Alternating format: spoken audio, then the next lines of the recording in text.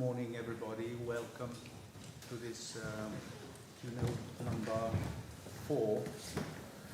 I have the pleasure or honor to introduce Professor Anatole Leikin from the University of Santa Cruz in California. Anatole has managed to be 3 things at the same time that normally require a full-time dedication, namely to play the piano at a professional level, musicology, and teaching. He has published some books that have become an absolute reference for Chopin and for Scriabin, and moreover, and that is very relevant here, for performance practice in Chopin's and Scriabin's time. If you don't know those 2 books, I'm thinking about, please take a look. It's really worth it. His research leaves behind a lot of cliches and prejudices in favor of a peculiar kind of truth that performers recognize immediately in a musicological paper. Today he will demonstrate some of his analytical findings on Chopin's first ballad, Opus 23, the first of this new instrumental genre that will be followed by Brahms, for instance. And I remember Christina's brilliant paper yesterday on Brahms ballads. Then Liszt, Grieg, Glazunov, or Frank Martin, among many others. Professor Leikin has found in this well-known work some new musical signs and also some fascinating intertextual references. Finally, he will also show how the performer, as analyst, can offer some insights that are a prerogative of this double condition. So thank you very much, Anatole, for being at the ESMUC once more, in spite of all. Muchas gracias, estimado amigo.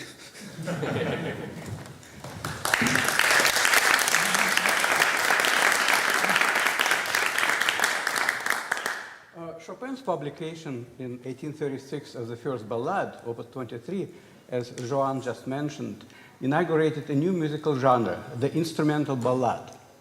Prior to that, ballads in music were exclusively vocal, and early advertisements for Opus 23 included the description "one voce," without words. Literary undercurrents of this new instrumental genre, which was admittedly inspired by Adam Mickiewicz's ballads, in combination with the narrative nature of its vocal predecessors and counterparts, resulted in a remarkable profusion of musical signifiers in Opus 23. Not all of these signifiers are easily recognizable in the score, however. Some of them can indeed be readily identified. Some have to be discovered analytically. Yet other signifiers can actually be created by the performer. Furthermore, not all musical signifiers in the ballad manifest themselves right away. They may emerge at first as non-specific thematic embryos, incipient bits that evolve to the point when their expressive significance eventually becomes apparent. To begin with, Opus 23 has tangible connections not only to song settings, but also to operatic ballads, especially in French operas. As my good friend Jim Sanson points out, Chopin's first ballad, similarly to operatic ballads, opens with an introductory recitative followed by a G minor aria, so to speak. A link to the operatic ballad is not just merely generic, however.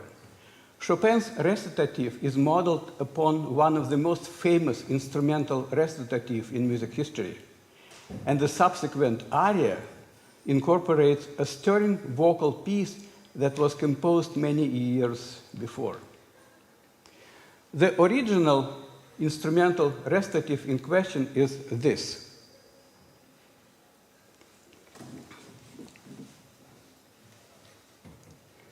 the plaintive oboe solo from the first movement of Beethoven's Fifth Symphony.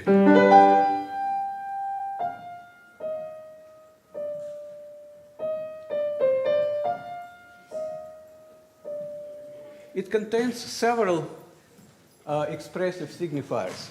A lament gesture, the descending Phrygian tetrachord, indicated in example 2 by a curly bracket.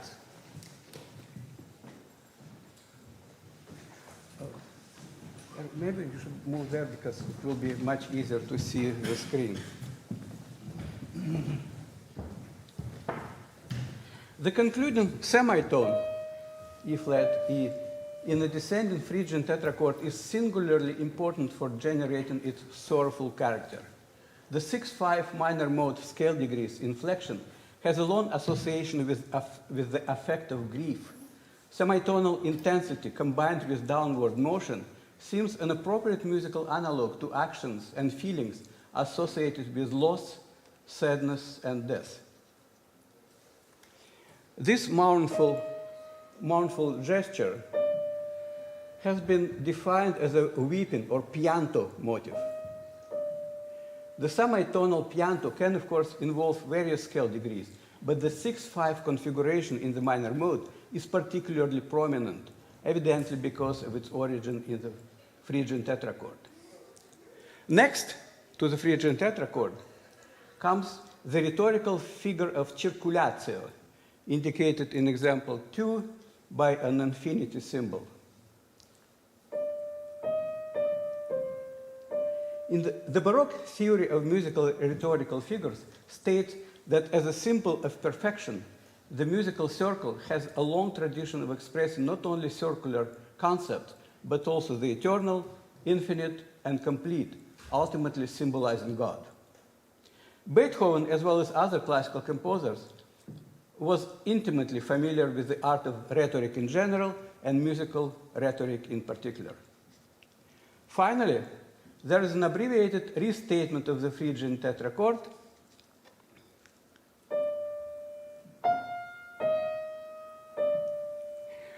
And what is important here, and I marked with X's, is this little melodical gestures, D, F, E flat, and D. We'll hear it several times today. Chopin elaborates on all these elements in measures 4 and 5.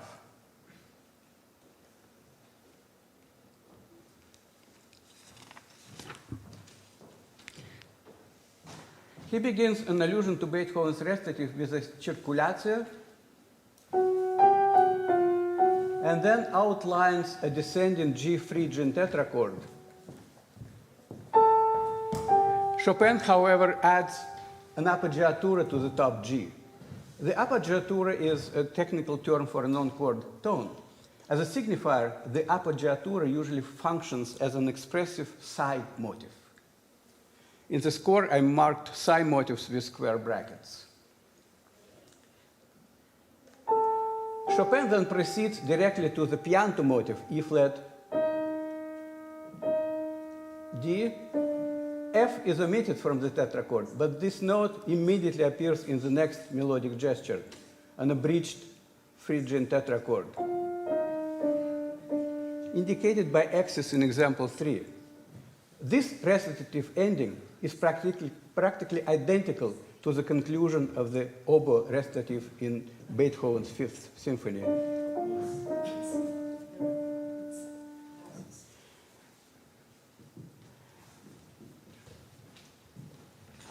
The 6/5 pianto motive, as you can see at in bar 5,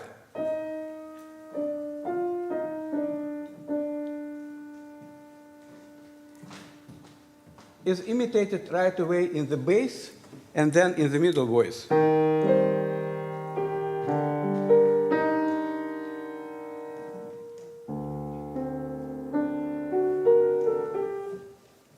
Quite a few publications of the ballad, beginning with the German first edition, changed the dissonant E flat to a D, thus regrettably eliminating a piano motive in the middle part. Let's now turn to the opening 3 bars of the introduction.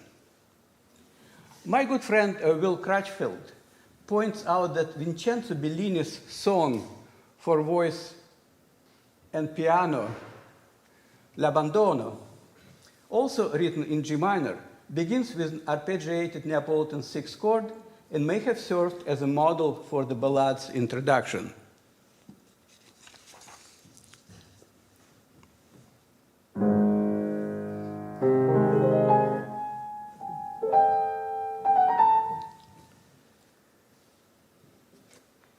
This sounds quite plausible, even though the A-flat major arpeggio in Bellini's song is played pianissimo and allegro agitato, while Chopin's introduction is marked largo, forte, and pesante.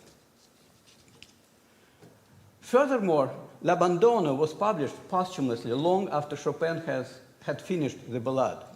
It is still possible, of course, as a conjecture, that Bellini could have played the song at some soirée in Paris with Chopin in attendance. But there appears to be a stronger connection between the opening of the ballad and an earlier musical piece. The reference to the first movement of Beethoven's Fifth Symphony in measure 4 and 5 allows us to put the rising A-flat major chord at the beginning of the ballad in the same context and expand the Beethoven connection a bit further. So in the first 3 measures of the ballad, now let's wait with this. Here. In the first 3 measures of the ballad,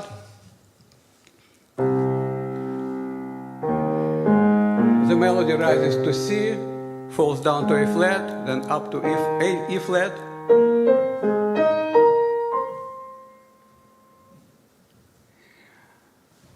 In Beethoven's second movement, however, the second theme of the double variations is this.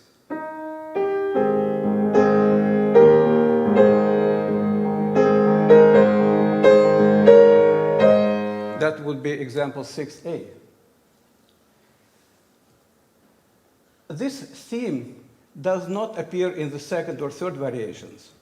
It disappears from the variations, but it comes back in the coda of the movement, transformed into a soaring A-flat major arpeggio, example 6C.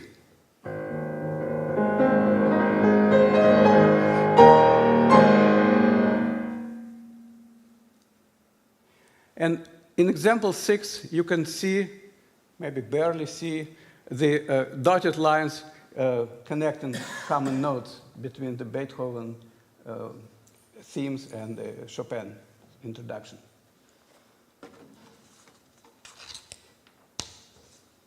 Beethoven's rising A-flat major arpeggio anticipates the one in the coda. A few bars later, the opening of the next movement. I don't know if you could see that. I could play it. The only thing that Beethoven replaces A flat with a G. Also notable in the beginning of the third movement, the ending of the first phrase, and you'll see the familiar X marks here.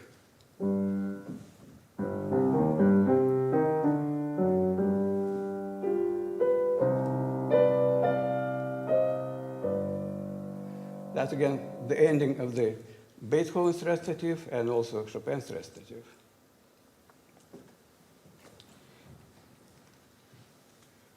Just as Beethoven replaced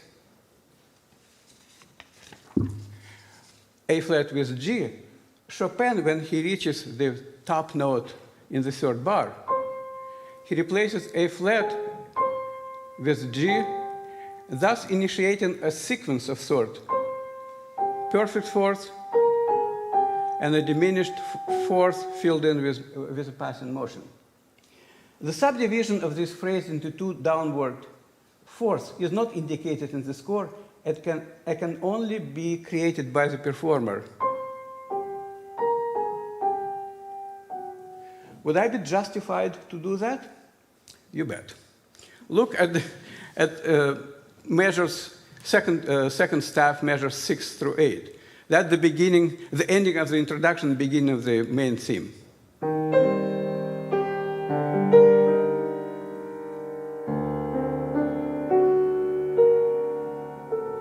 Same sequence. And by the way, this theme symmetrically ends with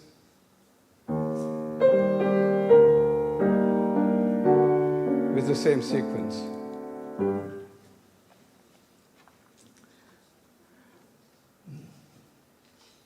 Each of these two fourths presents a nascent musical signifier. While the expressive meaning of the perfect fourth is not yet clear in the ballad, the second fourth turns out to be part of an augmented triad and first inversion, D, F sharp, B flat. The melodic augmented chord in the ballad is at the same time a harmonic one, as the notes D and F sharp are held over. Just within the main theme, this augmented chord with an added dominant seventh appears 8 times, which underlines its importance in the ballad.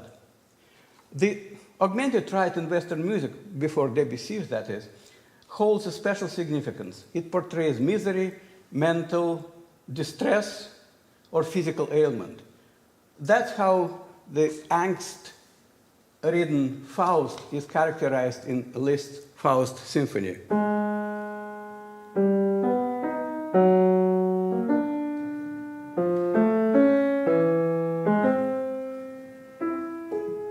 And I could play a lot of examples from Liszt, Wagner, Mahler, but all these examples would be later examples, later developments. The augmented chord in the ballad, as well as the melodic line that flows from it, hark back to a much earlier composition. And here is this composition.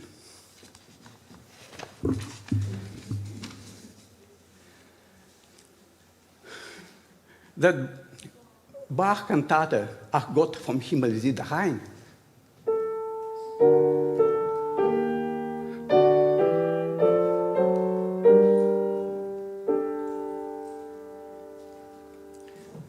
and if you look at the highlighted notes, I don't know how visible they are.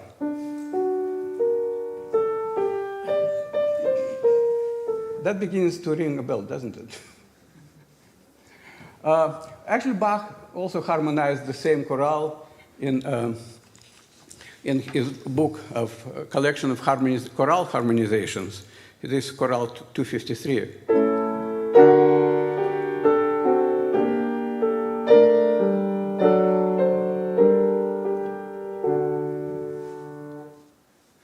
And now, as we look at the ballad, just a minute, before I move on, here is the text of the cantata. The cantata is based on a 16th century penitential chorale, which expresses the tortured cry to God from one in great need. Can you see the translation here? Oh, it's not, right here. If not, I can read it to you. Or, yeah, O God, look down from heaven and have mercy yet upon us. How few are your saints, we poor ones are abandoned. Your word is not upheld as true, and faith is also quite extinguished among all mankind. Chopin uses both harmonically and melodically exactly the same augmented triad and first inversion, and the melody, the chorale melody, except that the last two notes, B flat and A, is divided between the upper and the bottom voices. So here it is.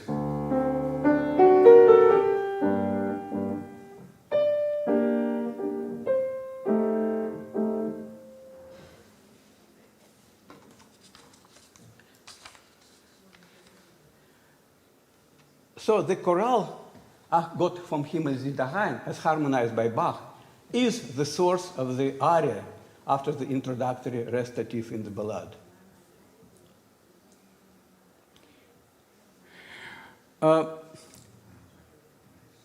The melodic line that frames the augmented triad is symmetrical.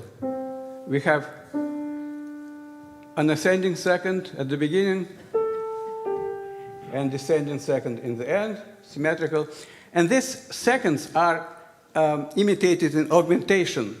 And those imitations, the second augmented in augmentation, can be performed as psi motives if you play the second note slightly softer.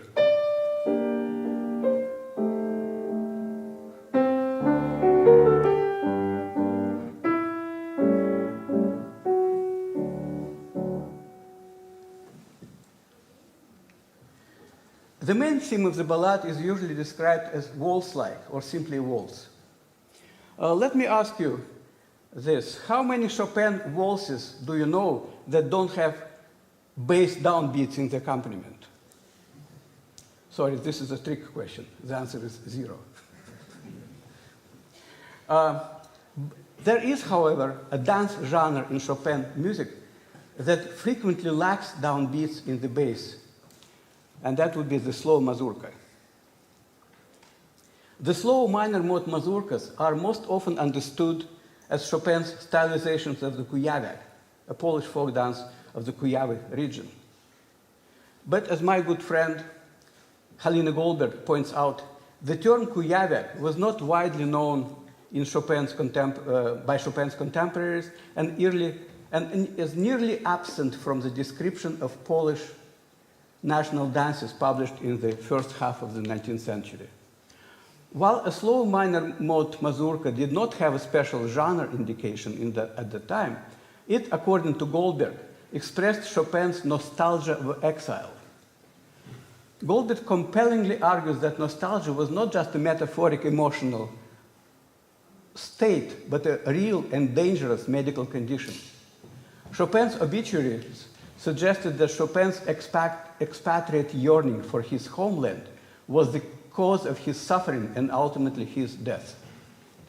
The French medical community in the 19th century considered nostalgia a dangerous and potentially fatal disease.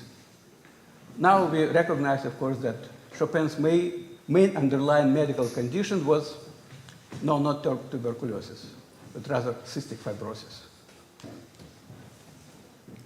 Trust me.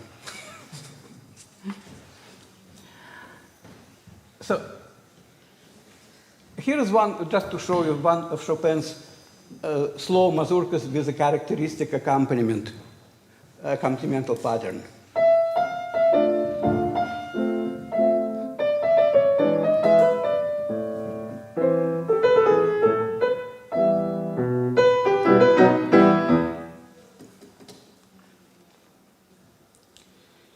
In the cantata, the augmented chord is part of a deceptive cadence. Chopin, however, uses a perfect cadence instead.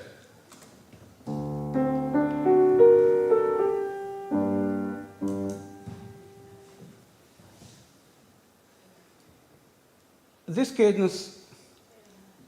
concluding cadence is very rare at the beginning of a minor mode melody. I can recall only very few examples, like Schubert's Arpeggione Sonata.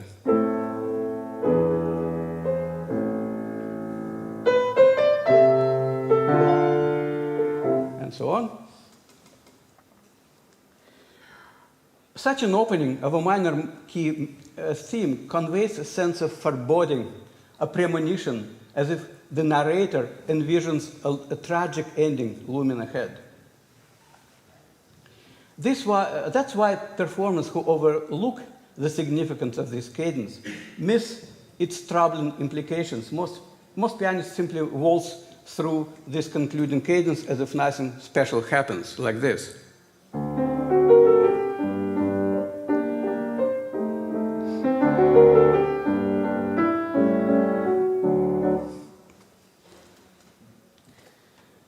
My next question is why the rhythm of the first phrase of the main theme, 5 upbeats and a downbeat, becomes so persistent in the ballad. 5 upbeats and a downbeat.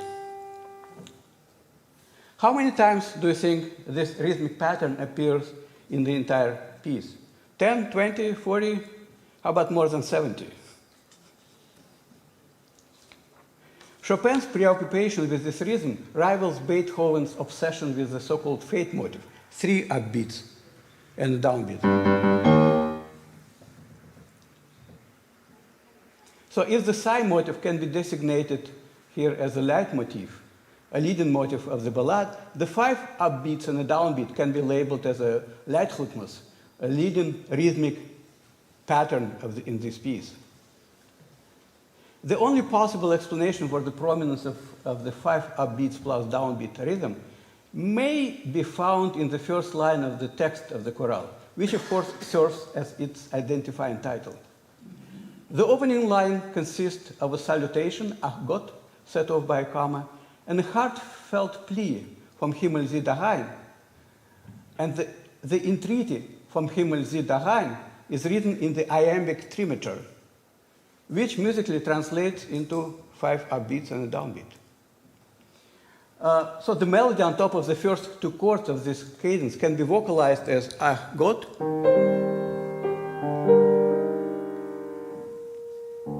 and then, after musical comma, the melody over the next 2 chords intones an iambic trimeter from Himmel sieh da rein. I don't have any documentary evidence which would support this melodic rendition, but it is the only explanation of the importance of the 5+1 rhythm that I can come up with. If anyone can offer a better explanation, I'll be happy to hear it. Now, the perfect fourth motive comes to the fore again at the top of example 15a, but its meaning is still unclear. These fourths are accompanied by psi and circulatio motives and trailed by yet more psi and 5+1 motive.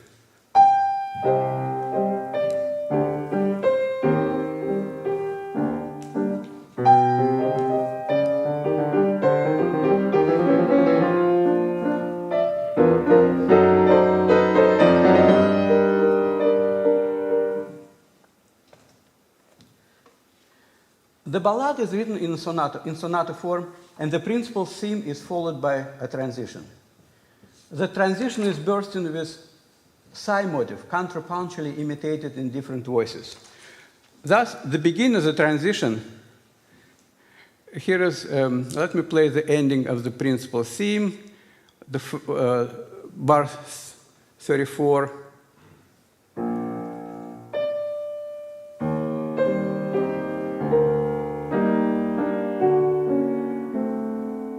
And here we have psi motive in the middle voice and imitated in diminution.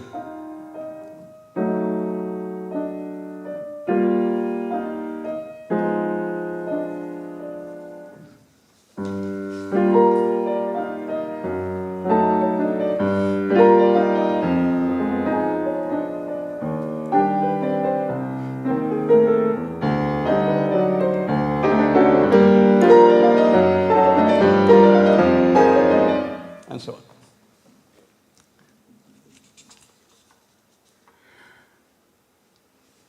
At the bottom of example 15b, we again hear those perfect fourths, the last 2 bars of example 15b.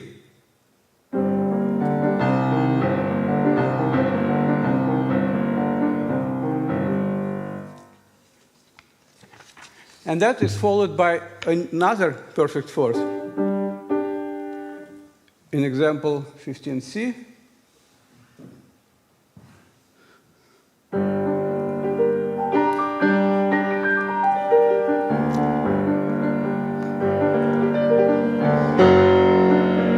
to try it.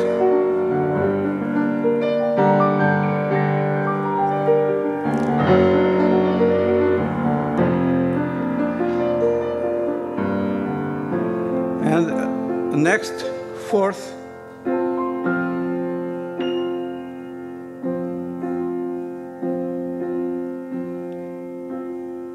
And by now, the meaning of the reiterated perfect fourth motifs finally becomes apparent. These are horn calls.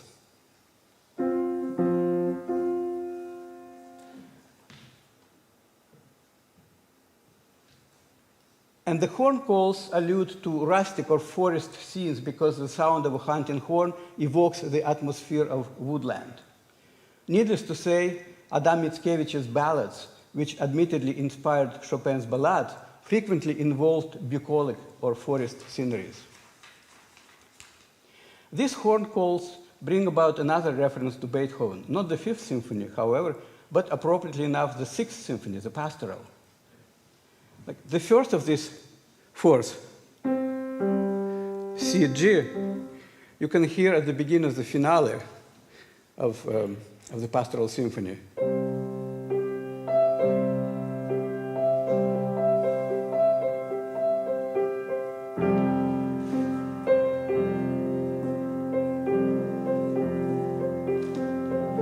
And the last fourth, F, you can hear at the beginning, at the conclusion of the finale.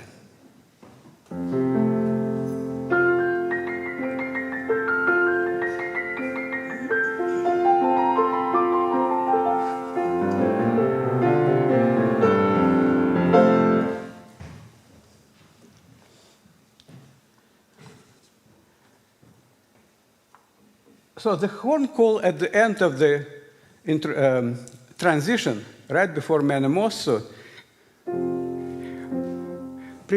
actually prepares the dominant of B-flat major. That would be a normal secondary key for a G minor sonata form. So once you have that preparation, you can expect something in B-flat major, something like this.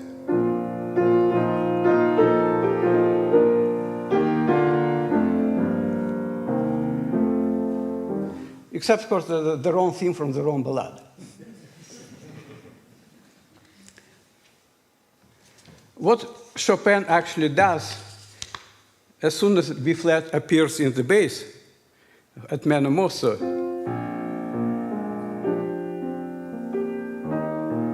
here's the secondary theme in E-flat major. Even though there is a glimpse, teasing glimpse of B-flat major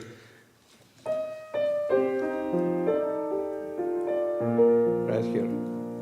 The secondary theme, just like the primary theme, begins with a concluding cadence. Another thing is that there's a lot of the same signifiers, psi motifs, circulatio motif, and so on. But here, a performer can also add more to what's in this. Clear in the score. For example, if you listen to the left hand, I can add more psi motifs.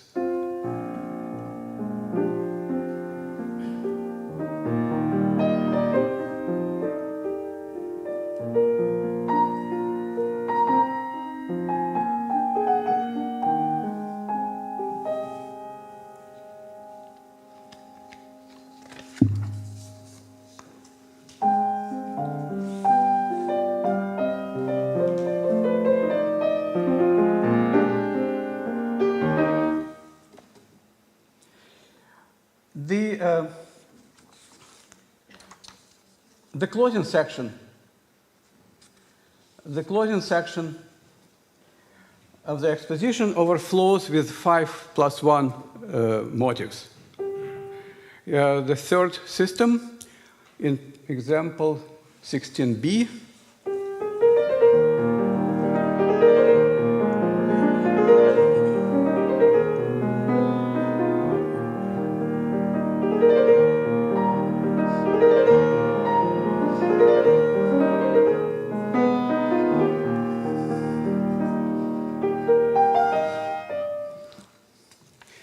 And that brings us to the development. And the development section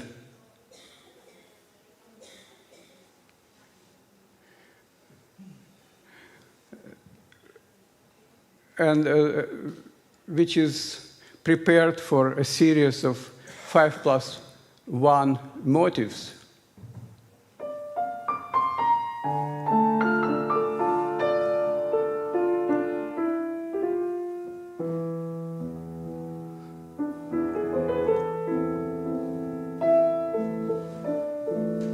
That the primary theme in A minor,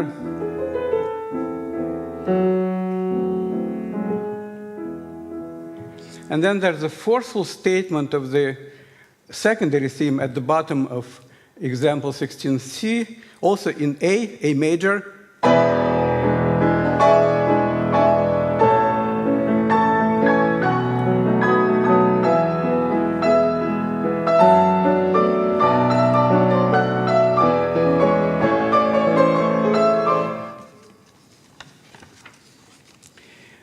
These statements lead to a climactic point. If you look at the bottom of example 17A, here it is.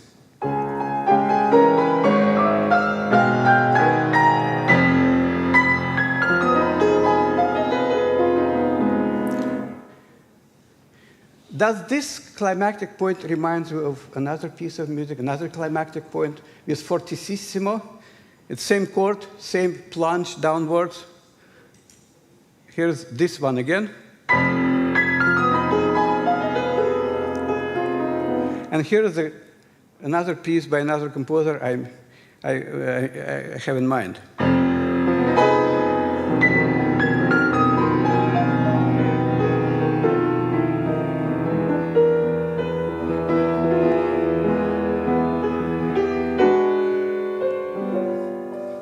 Yeah, this chord is a Tristan Chord. So the chord, this half diminished chord, it has a specific significance. You know, in the 18th century, for example, this chord, the diminished seventh chord, was serving as a chord of distress.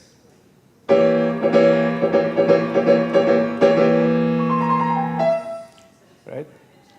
But in the 19th century, another chord joined the diminished seventh, and that would be half diminished seventh. Right? To these examples, I could add a lot of more similar examples. So, just one from Tchaikovsky's Sixth Symphony.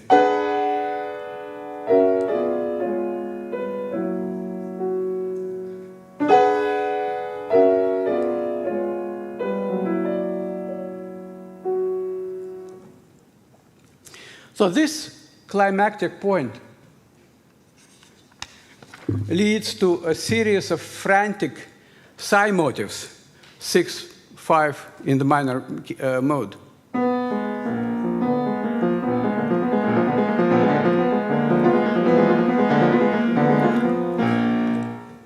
And after that, you see a series of up and down intervals. But it's actually not quite that. There's a hidden melody in the lower voice, rhythmically organized as 5+1 pattern, and it is the octatonic scale, which can be called also the scale of distress.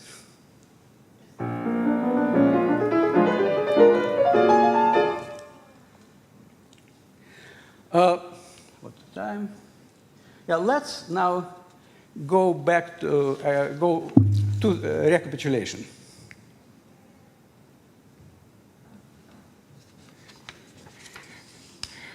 Two important points about the recapitulation that begins at the last bar of the third system. First of all, it's a mirror recapitulation. So the order of themes is reversed. Secondly, the themes they retain the same keys. They don't move, they don't budge. So here is the secondary theme.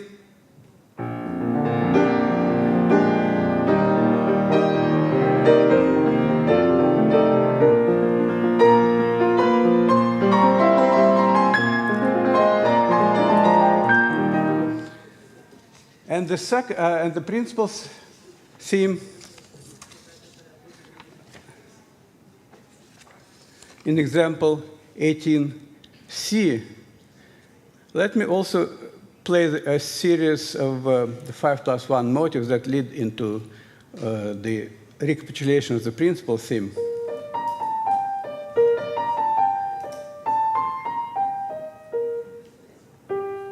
And now this familiar ending D, F, E flat, D.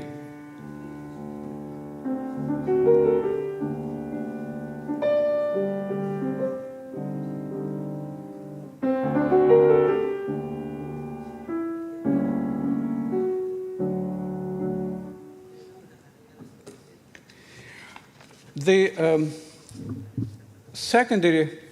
the principal theme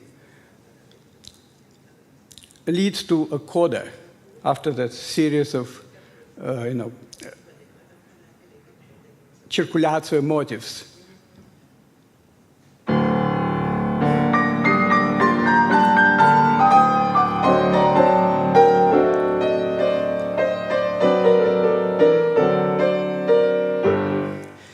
The coda is typically described as a bravura, virtuosic bravura coda.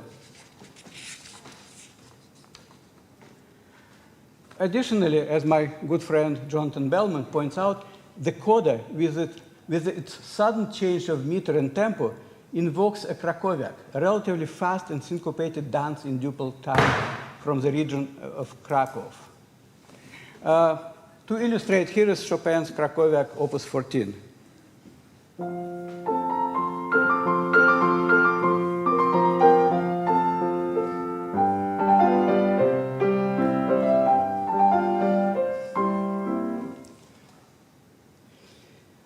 There are several lingering questions about this coda, however. First of all, Chopin did not write a conventional umpa-umpa Krakowiak accompaniment, which could have sounded like that,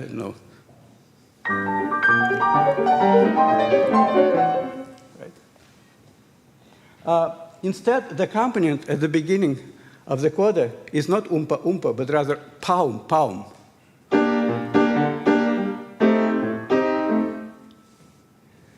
Then, also, look at the abundance of psi motives, pianto motives.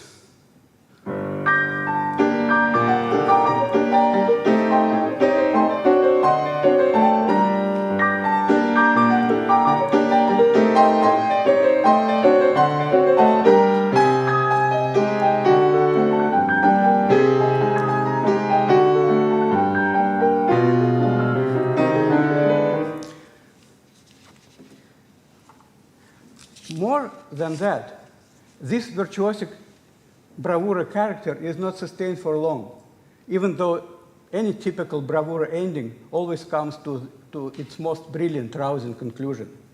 Instead,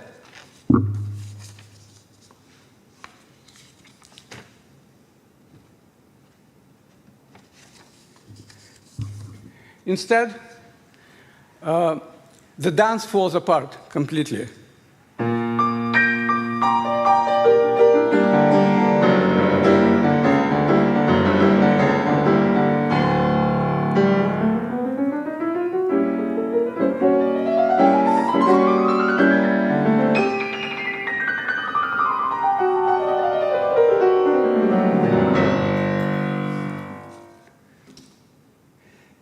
And what's more is that at the end of the first system, in example 20, we hear what's usually described 3 slow chords. And then a few bars later, if, however, we play it in a special way, in a certain way, these chords release that becomes a very expressive signifier. Or, what is this signifier?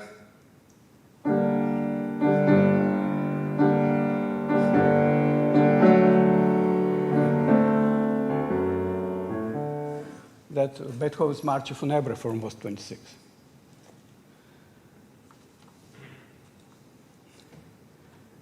So what's going on, or as we Americans say, what gives?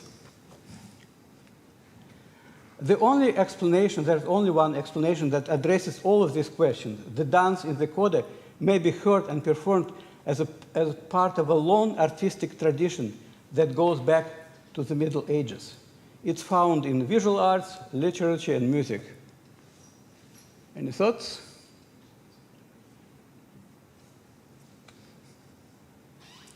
Yeah, it's a danse macabre.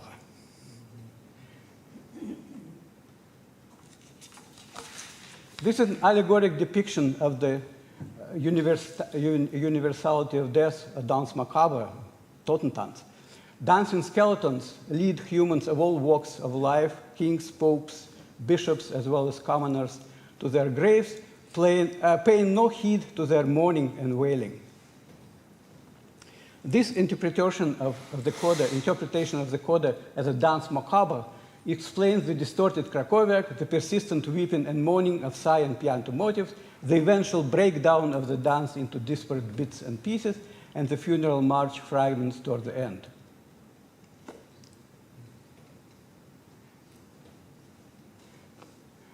A series of octaves in both hands brings the ballad to a close, but I would like to draw your attention to one fascinating little detail about these octaves.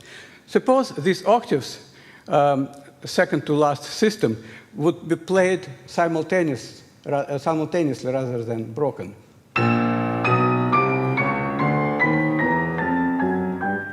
If, however, we do play it as Chopin wrote it,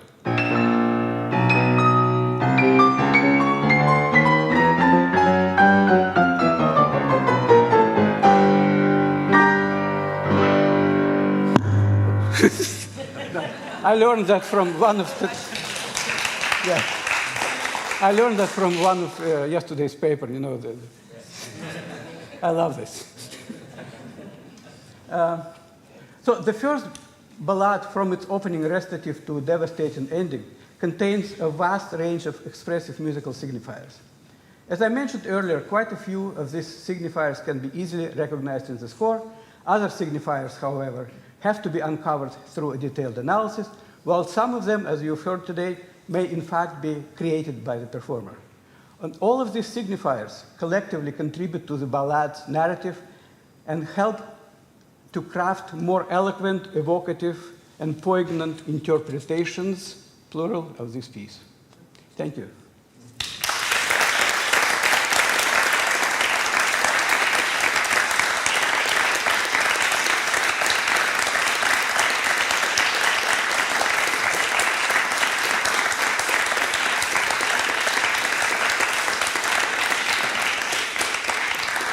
Thank you very much for your patience. And do you have any questions? Thanks a lot, for this convincing interpretation of the piece. I enjoyed and learned a lot of it. And I particularly would like to thank you for the portato and the accompaniment. I wish all the piano class would be here to listen to this. Because if I say it and I do it, I have no authority. But if you do it, then maybe they would listen. Portato. This is portato. No pedal. You do it with your hands. Thanks very much. So, My pleasure. Any questions, comments?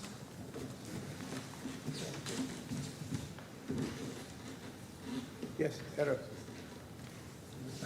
Thank you. Thank you very much. Absolutely, very fascinating and very thorough and very competent analysis. Wonderful indeed. I would say close reading of the whole text. My question simply is that which consequences these minor events on that level would have on the little bit higher textual strategy or narrative level, because it's certainly the whole piece is built to make a kind of story, which is some kind of, say, metaphorically between hope and despair, or lie and truth. So that how would you feel this balance or just interaction between these levels? Yes, well, in this ballad, for example, the secondary theme offers hope, because all the psi motifs, most of them are whole step motifs rather than half step motifs, rather than pianto motifs. And I don't want to get into a classification of psi motifs, descending versus ascending, whole step versus half steps, but I would say that whole step psi motif can also be termed as consolation motifs, just like from Liszt Consolación.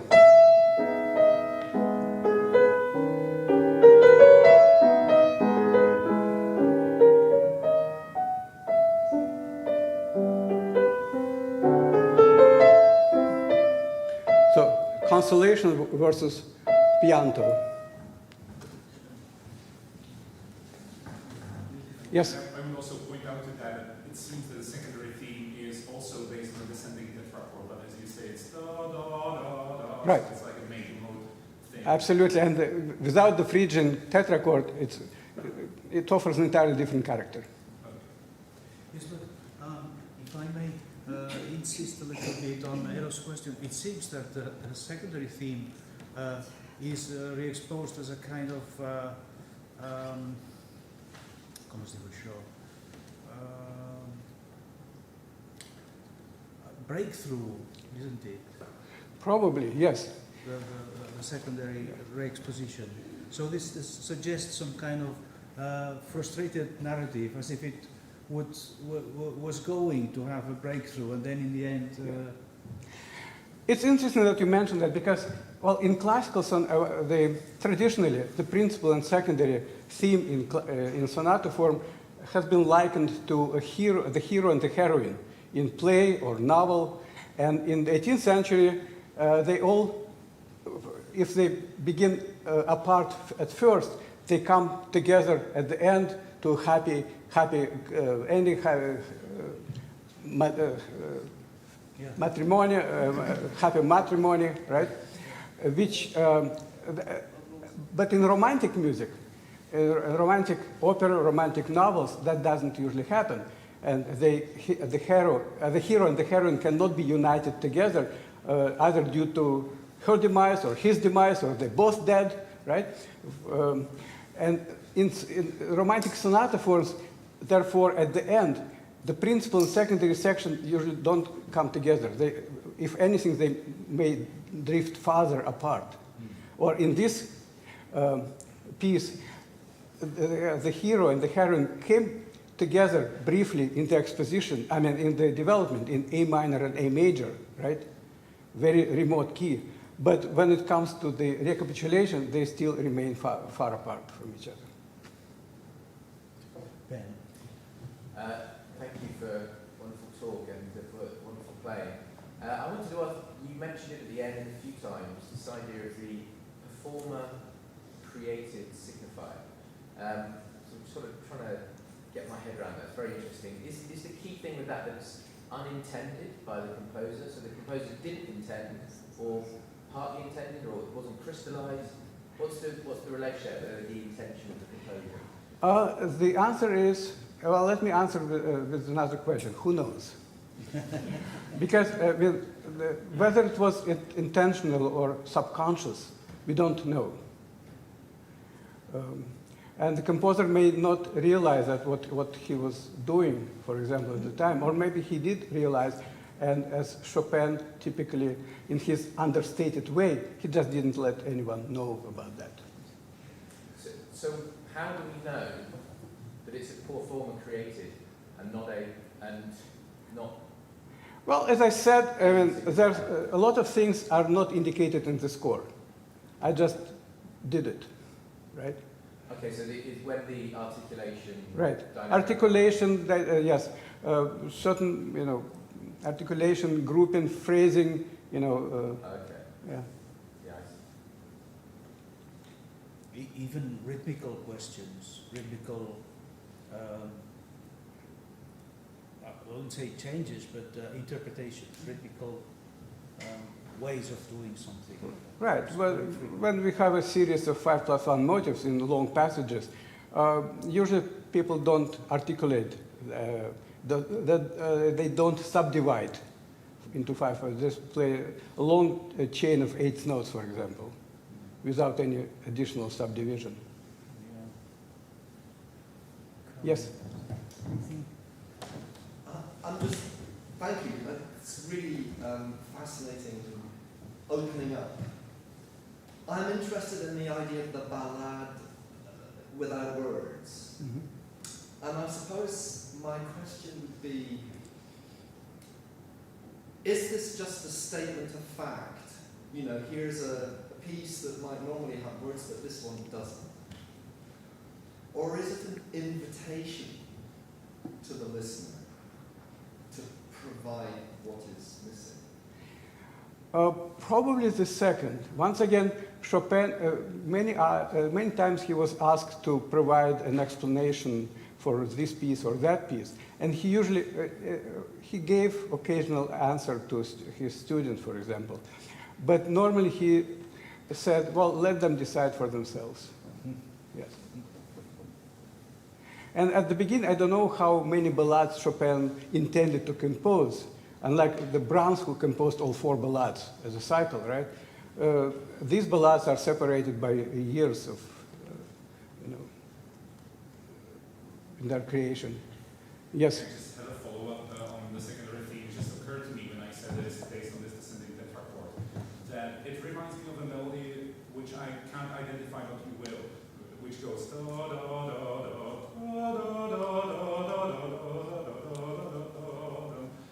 Speaking of intertextual references, is it possible? It's possible, yes. Mm-hmm. And what is it?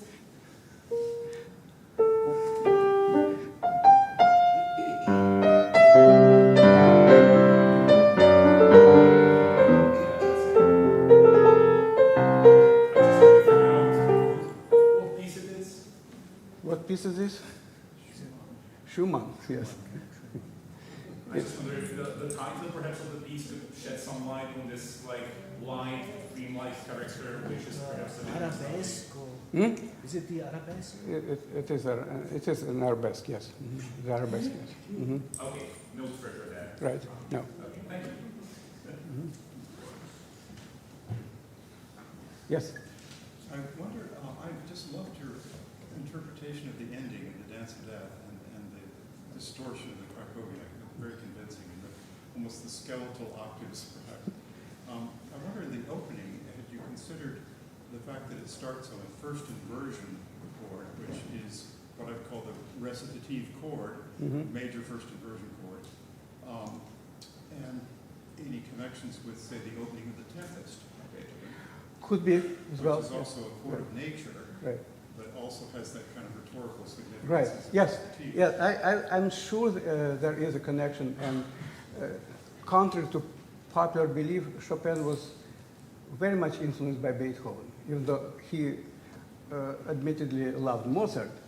But I find a lot of Beethoven in his music references, and the beginning of the recitative of Beethoven's Tempest that's a very good observation. Yes. Any other questions? Yes. Thank you for your wonderful presentation. I was thinking of the importance of the tempo. If you play this piece in a steady tempo from up to down, I'm not sure if the presence of if you are able to represent a subject that is remembering a story.